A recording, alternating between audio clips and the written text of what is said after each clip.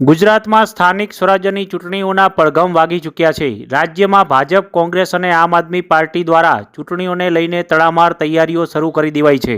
ત્યારે અમદાવાદ જિલ્લામાં પણ સ્થાનિક સ્વરાજ્યની ચૂંટણીઓને લઈને ધમધમાટ શરૂ થયો છે।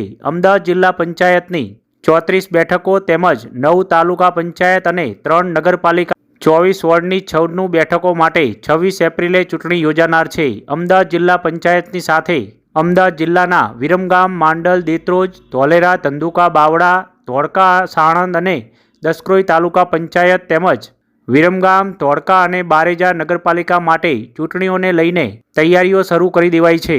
સમગ્ર જિલ્લામાં રાજકીય માહોલ ગરમાયો છે। અમદાવાદ જિલ્લા પંચાયતની બેઠકો તેમજ તાલુકા અને નગરપાલિકાના દાવેદારો માટેની સેન્સ પ્રક્રિયા અમદાવાદના સાણંદ ખાતે યોજાઈ હતી। સમગ્ર જિલ્લામાં રાજકીય માહોલ ગરમાયો છે। વાત કરીએ વિરમગામ નગરપાલિકાની તો વિરમગામ નગરપાલિકાના કુલ 9 વોર્ડના 36 બેઠકો માટે ભાજપની સેન્સ પ્રક્રિયા હાથ ધરવામાં આવી હતી। સાણંદ એપીએમસી ખાતે હાથ ધરવામાં આવેલી સેન્સ પ્રક્રિયામાં નગરપાલિકામાં ચૂંટણી લડવા માટે ભાજપમાંથી દાવેદારોનો રાફડો ફાટ્યો હતો। 36 બેઠકોની સામે ભાજપમાંથી 110થી વધુ દાવેદારી નોંધાવવામાં આવી હોય તેવો ભાજપના નેતા દ્વારા દાવો કરવામાં આવ્યો છે। જેમાં વિરમગામ નગરપાલિકાના પૂર્વ સદસ્યો, પૂર્વ હોદ્દેદારો તેમજ નેતા પુત્રો અને પુત્રીઓના પણ સેન્સ પ્રક્રિયામાં ફોર્મ ભરીને દાવેદારી નોંધાવવામાં આવી હોય તેવું જાણવા મળ્યું છે।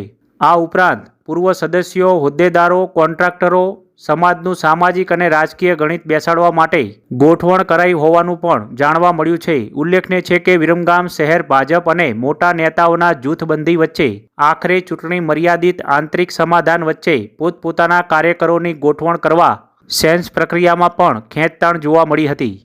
બીજી બાજુ નગરપાલિકાના ચૂંટણીઓમાં ભાજપને નુકસાનની શક્યતાઓ વચ્ચે તેમજ એક રિપોર્ટ મુજબ ભાજપના સારા ઉમેદવારો પણ ન મળતા હોવાને લઈને પણ આડેધડ સેન્સ પ્રક્રિયામાં પણ ફોર્મ ભરાયા હોવાનું પણ સામે આવ્યું છે। વધુમાં આગામી ચૂંટણીઓમાં નગરપાલિકાના મોટાભાગના વોર્ડમાં ભાજપની સામે મૂળ ભાજપના અપક્ષ હોદ્દેદારોને પણ ચૂંટણી લડવામાં આવે તેવી શક્યતાઓ દેખાઈ રહી છે।